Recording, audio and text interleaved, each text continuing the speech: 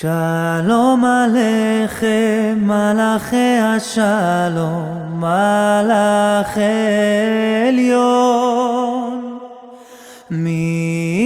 Melech Malchei HaMelachim, HaKadosh Baruch Hu. Shalom Aleichem, Malachei HaShalom, Malachei Elyon. Melech Malchei HaMelachim, HaKadosh Baruch Hu.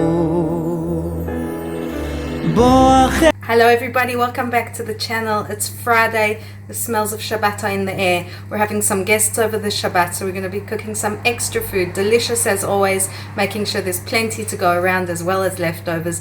Come along with me, let me know what recipes are your favorite. Enjoy! In with our instant yeast. As always, all the measurements will be in the description. We're adding our warm water, giving it a mix around, and to that we're also going to add our sugar. The yeast is going to eat up that sugar. It's going to help it grow. It's going to help it blossom.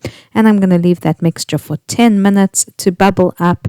If it's bubbling up, you can see your yeast is healthy. If it's not, buy some more yeast. We're going in with our eggs and our sugar. I used brown and white sugar because that's what I had in my pantry. And you should do the same. Really cook with what you have. I'm a big believer in that. Giving everything a good mix around, going in with my olive oil. And then our flour. You can do the recipe with whole wheat flour or regular white flour, which is what I'm using today, but adjust according to your likes and to your family's needs. I'm going to put in that pinch of salt, which is very important for the flavor, and everything's going to go in the mixer. You can definitely do this by hand, but I decided for a change I'm going to use my mixer, which stays in the cupboard most of the time. As you can see, my dough was still a bit wet, so I did go in with a bit more flour. See, as you're going along, this isn't an exact science when it comes to the challah making, and you'll see if you do need more or less. So that's going to go back in the mixer until you see it's forming a nice soft dough. When it's nearly done, I'm going to take it out of my mixing bowl. And I'm going to knead it a bit by hand. I've put a bit more flour on my surface because we don't want anything to stick. But be careful not to overflour it because we do not want a dry dough. So I'm giving it a lot of love. I'm kneading it for like an additional 5 minutes. The more you knead, the fluffier your bread is going to be, the more that gluten will develop. So don't be shy to get that work out and to really give it all of your love and all of your energy. It's also a very good upper body workout. You'll see you'll end up with a nice, smooth, soft dough. My bowl's relatively clean. I'm going to oil the bowl. Okay, make sure there's oil on all sides. Put my dough in there and let it rise about double in size. So because it's now winter in Israel, it's chilly. This is going to take much longer than usual to rise. I think I left it for about 3 hours. You can see it's finally doubled in size. I'm going to punch down all the air, and we're going to start forming our challah loaves. This recipe, I'm forming 3 nice sized loaves. If you want to take challah with the bracha, if you know, you know, then you should double this recipe. So today I'm not making a huge batch. As I said, 3 regular sized loaves.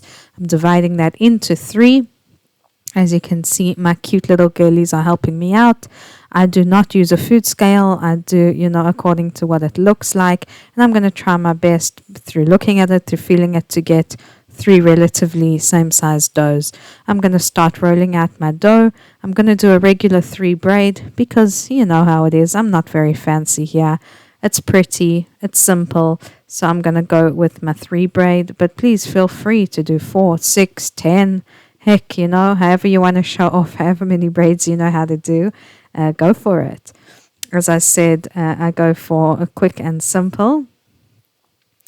And you can see here we've got a pretty shape at the end. I'm going to tuck in both sides, squeeze it together a little bit, and there we go. It's ready to go on my baking tray. Now I am going to try a 6 braid. Yes, I'm shocked as well. I did see this on YouTube. Yes, I love watching other people's YouTube channels. I love all sorts of cooking videos as much as I can learn. So you'll see how I do this. A 6 braid, you kind of bring 2 together at a time into the middle. It's pretty simple. Hey, if I can do it, anyone can do it. But it came out with a pretty impressive shape design. The kids liked it. My husband was impressed. The guests were impressed. So do give it a try. You can see there's a nice design here at the end. I'm going to tuck it in a bit, make it look more even in shape. And voila, pinch in the sides, ready to go. We're going to do one more loaf. It's going to be another regular 3 braid. And that's all going to go in our baking tray. And that we're going to let rise again because we want beautiful, healthy, happy, high-rising chalot. We're going to let these 3 rise again, not in the oven yet, but do let them rise in a warm spot for about another hour or so. Okay, they will get bigger. They won't double, but you'll see they do get a little bit bigger. And we're going to very gently coat it in our egg wash, just like painting a picture. The kids love this task. Very gently painting our egg wash on. That's going to go in the oven about 170 Celsius for about 25 minutes to half an hour. Do check up on it and look at that. It looks a bit darker in the video. It was a perfect golden brown. Okay, don't open the oven too much. You don't want to lose that heat, but perfect, delicious challahs ready to impress everybody at your Shabbat table. Really was absolutely delicious. Next, we're going to do our delicious meatballs. Okay, first we're going to season our mince, our mince meat. I'm going to put salt, pepper, and Robertson's mince spice seasoning. All right, we love our South African spices in this house. I'm going to that add my 2 eggs, which is a binder, and also to that breadcrumbs, which of course will also help to bind. Now, if I had some fresh parsley, I would have also chopped that up and put it in. I did not have it in the house, but I would usually add some parsley or cilantro according to what you like. Give it a bit of a mix. Make sure things are distributed evenly, but don't mix it too much. We do not want it to get tough.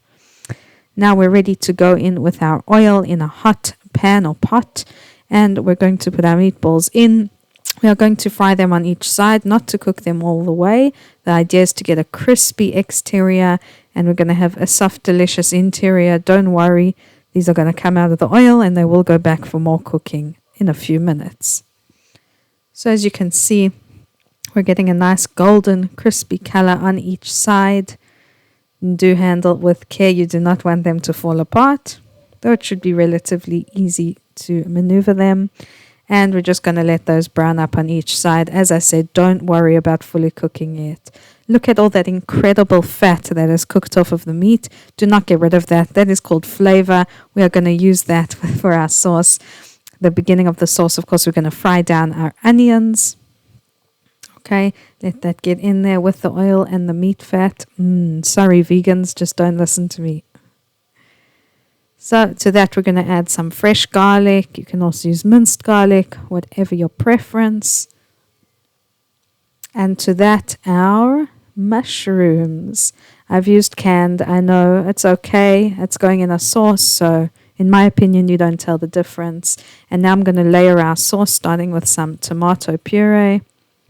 To that, some Cabernet Sauvignon, dry red wine.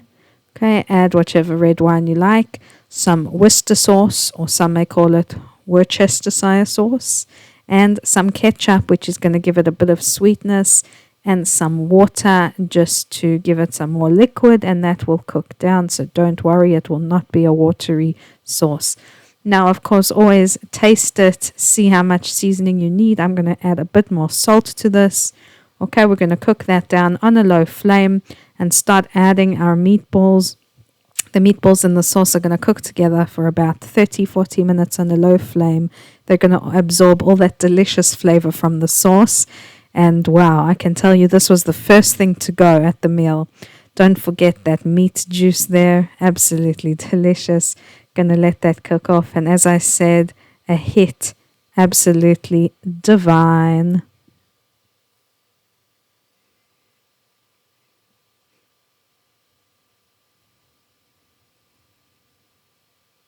Our next recipe is easy, as always I try.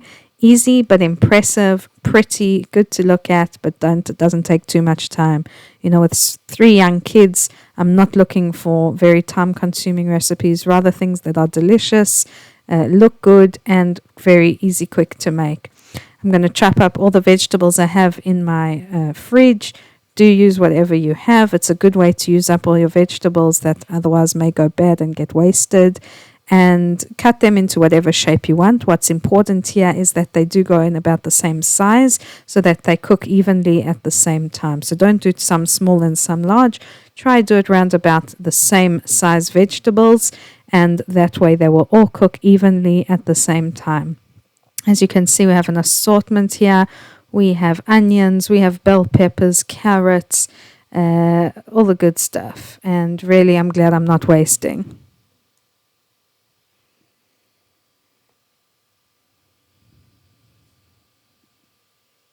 I'm doing the carrots and the zucchini in the same sort of shape. As I said, they will cook evenly at the same time, and that is what we want. We don't want anything to burn because it's been cooked too much. Look how pretty, all that color, all the colors of the rainbow, God's gift to man. It's so beautiful. So get those mixed up there. I'm going to go in with olive oil. You don't have to be too crazy with the olive oil. A little bit goes a long way. Mix that so everything is coated in the olive oil, and I will season now with salt, pepper, and garlic powder. All right. Don't be too heavy on the seasoning, but also don't be too light. You want your guests to feel a bit of flavor. Maybe light on the pepper, unless you like spicy like me. And mix everything around. Make sure everything's coated, and then I will go in with one more layer of seasoning. That's going to go in the oven, 180 Celsius, for about 20 to 30 minutes. Again, keep an eye on it. Make sure it doesn't burn. And look at that beauty. Delicious. It was all eaten up and so impressive, in my opinion.